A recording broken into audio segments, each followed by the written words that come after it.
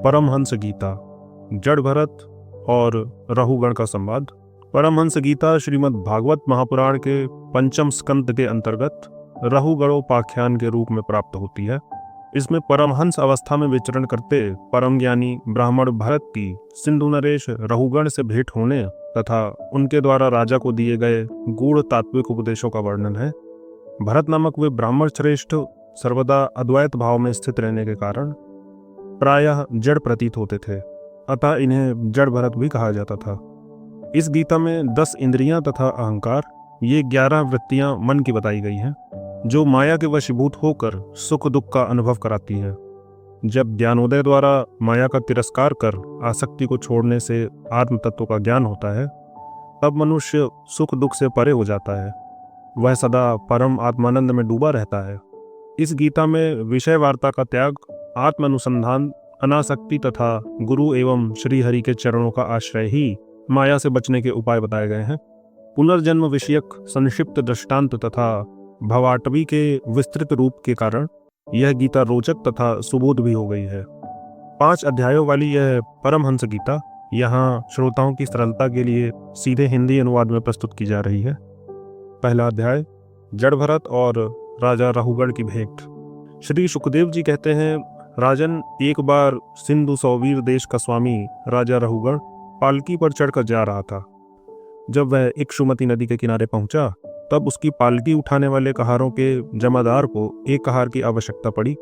कहार की खोज करते समय दैववश उसे ये ब्राह्मण देवता मिल गए। इन्हें देखकर उसने सोचा, यह मनुष्य हष्टपुष्ट, जवान और गठीले अंगों वाला है, इसलिए यह तो बैल या गधे के समान अच्छी तरह बोझा ढो सकेगा। यह सोचकर उसने बेगार में पकड़े हुए अन्य कहारों के साथ इन्हें भी पकड़कर पालकी में ही जोड़ दिया। महात्मा भरत जी यद्यपि तो किसी प्रकार के कार्य के योग्य नहीं थे, तो भी वे बिना कुछ बोले चुपचाप पालकी को उठा ले चले। वे द्विजवर, कोई जीव पैरों तले दब न जाए, इस डर से आगे की एक बाण पृथ्वी देख कर चलते थे, इसलिए दूसरों कहारों के साथ उनकी चाल का मेल नहीं खाता था। अतः जब पालकी टेढ़ी और सीधी होने लगी, तब यह देखकर राजा रहुगण ने पालकी उठाने वालों से कहा, अरे कहारों, अच्छी तरह चलो, पालकी को इस प्रकार ऊंची नीची करके क्यों चल रहे हो। तब अपने स्वामी का यह आक्षेप युक्त वचन सुनकर कहारों को डर लगा कि कहीं राजा उन्हें दंड ना दे, इसलिए उन्होंने राजा से इस प्रकार निवेदन किया, महाराज, यह हमारा प्रमाद नहीं है। हम आपकी नियम मर्यादा के अनुसार ठीक ठीक ही पालकी ले चल रहे हैं। यह एक नया कहार अभी अभी पालकी में लगाया गया है, तो भी यह जल्दी जल्दी नहीं चलता। हम लोग इसके साथ पालकी नहीं ले जा सकते। कहारों के ये दीन वचन सुनकर राजा रहुगण ने सोचा, संसर्ग से उत्पन्न होने वाला दोष एक व्यक्ति में होने पर भी उससे संबंध रखने वाले सभी पुरुषों में आ सकता है, इसलिए यदि इसका प्रतिकार न किया गया तो धीरे धीरे ये सब कहार अपनी चाल बिगाड़ लेंगे। ऐसा सोचकर राजा रहुगण को कुछ क्रोध हो आया। यद्यपि उसने महापुरुषों का सेवन किया था, तथापि क्षत्रिय स्वभाव के कारण उसकी बुद्धि रजोगुण से व्याप्त हो गई और वह उन द्विज श्रेष्ठ से, जिनका ब्रह्म तेज भस्म से ढके हुए अग्नि के समान प्रकट नहीं था, इस प्रकार व्यंग भरे वचन कहने लगा, अरे भैया, बड़े दुख की बात है, अवश्य ही तुम बहुत थक गए हो। लगता है तुम्हारे इन साथियों ने तुम्हें तनिक भी सहारा नहीं लगाया। इतनी दूर से तुम अकेले ही बड़ी देर से पालकी ढोते चले आ रहे हो। तुम्हारा शरीर भी तो विशेष मोटा ताजा और हट्टा कट्टा नहीं है, और मित्र बुढ़ापे ने तुम्हें अलग ही दबा रखा है। इस प्रकार बहुत ताना मारने पर भी वे पहले की ही भांति चुपचाप पालकी उठाए चलते रहे। उन्होंने इसका कुछ भी बुरा नहीं माना, क्योंकि उनकी दृष्टि में तो पंचभूत, इंद्रिय और अंतःकरण का संघात, यह अपना अंतिम शरीर अविद्या का ही कार्य था। वह विविध अंगों से युक्त दिखाई देने पर भी वस्तुतः था ही नहीं, इसलिए उसमें उनका मैं, मेरेपन, मिथ्या अभ्यास सर्वथा निवृत्त हो गया था और वे ब्रह्मरूप हो गए थे। किंतु पालकी अब भी सीधी चाल से नहीं चल रही है। यह देखकर रहुगण क्रोध से आग बबूला हो गया और कहने लगा, अरे यह क्या तू जीता ही मर गया है? तू मेरा निरादर करके मेरी आज्ञा का उल्लंघन कर रहा है। मालूम होता है तू सर्वथा प्रमादी है।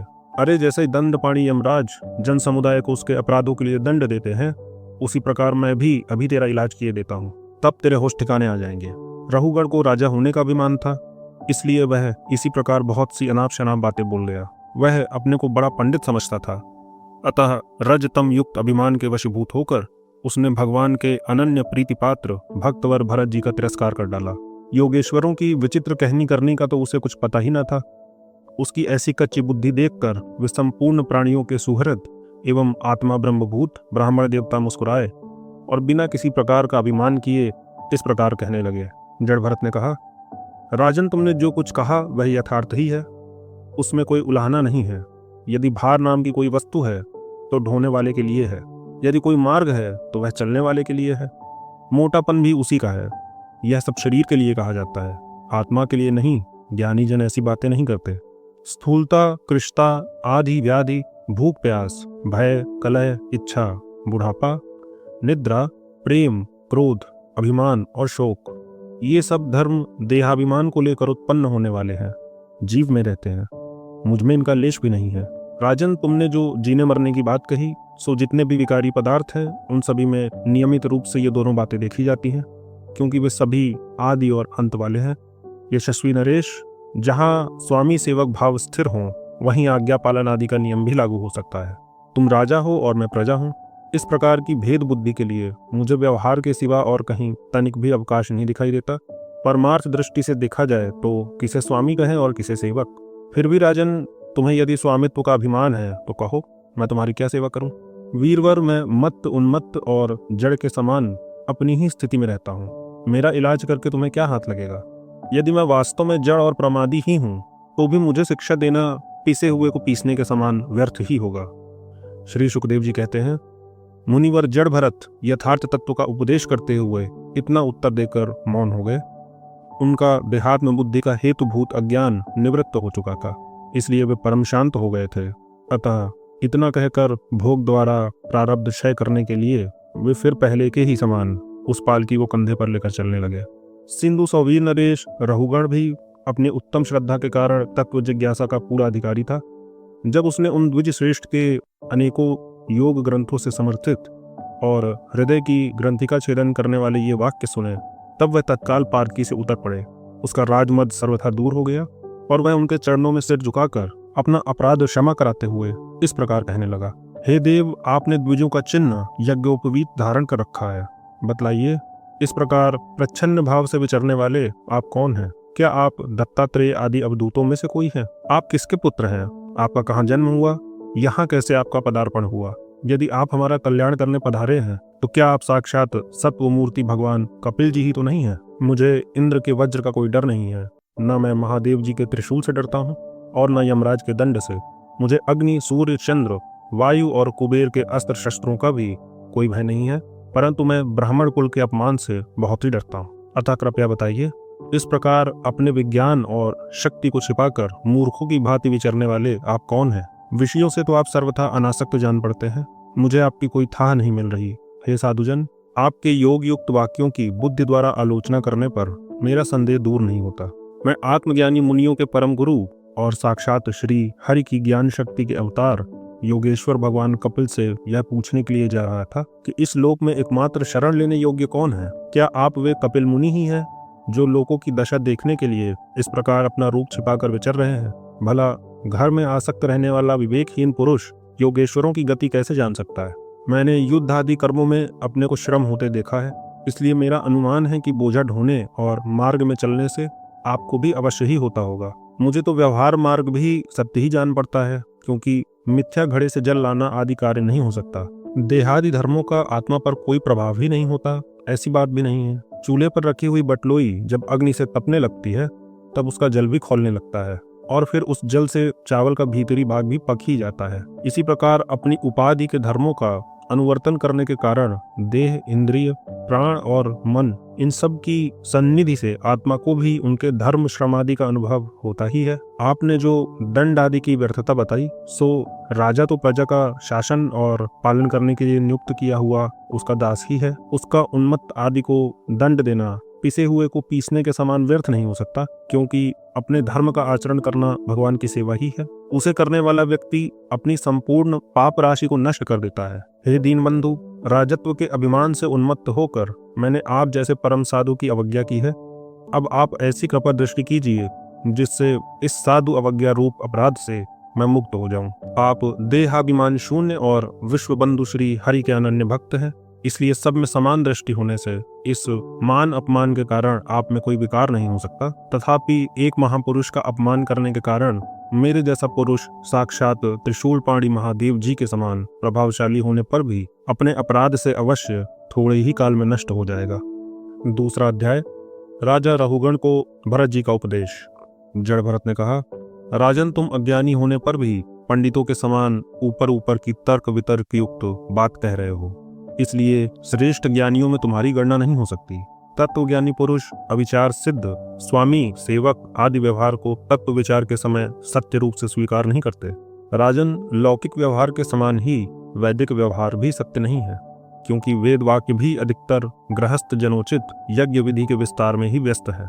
राग द्वेष आदि दोषों से रहित विशुद्ध तत्व ज्ञान की पूरी अभिव्यक्ति प्रायः उनमें भी नहीं हुई है, जिसे गृहस्थोचित यज्ञ आदि कर्मों से प्राप्त होने वाले स्वर्ग आदि सुख स्वप्न के समान हेय नहीं जान पड़ता।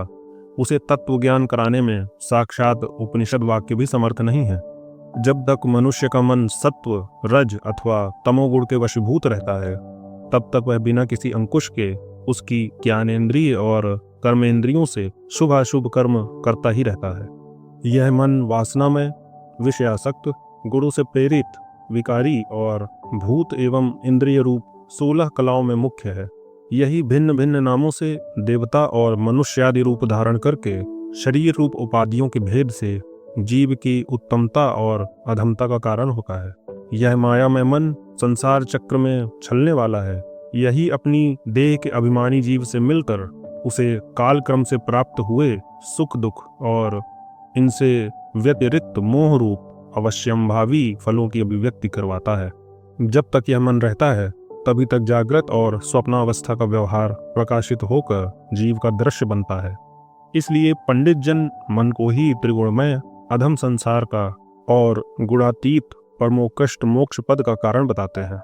विषयासक्त मन जीव को संसार संकट में डाल देता है। विषयहीन होने पर वही उसे शांतिमय मोक्ष पद प्राप्त करा देता है। जिस प्रकार घी से भीगी हुई बत्ती को खाने वाले दीपक से तो धुएं वाली शिखा निकलती है, और जब घी समाप्त हो जाता है तब वह अपने कारण अग्नि तत्व में लीन हो जाता है। उसी प्रकार विषय और कर्मों से आसक्त हुआ मन तरह तरह की वृत्तियों का आश्रय लिए रहता है, और इनसे मुक्त होने पर वह अपने तत्व में ही लीन हो जाता है। वीरवर, 5 कर्मेंद्रिय, 5 ज्ञानेंद्रिय और 1 अहंकार, ये 11 मन की वृत्तियां हैं तथा 5 प्रकार के कर्म, 5 तन्मात्र और 1 शरीर, ये 11 उनके आधारभूत विषय कहे जाते हैं। गंध, रूप, स्पर्श, रस और शब्द, ये 5 ज्ञानेंद्रियों के विषय हैं। मल त्याग, संभोग, गमन, भाषण और लेना देना आदि व्यापार, ये 5 कर्मेंद्रियों के विषय हैं तथा शरीर को यह मेरा है इस प्रकार स्वीकार करना अहंकार का विषय है। कुछ लोग अहंकार को मन की 12वीं वृत्ति और उसके आश्रय शरीर को 12वां विषय मानते हैं।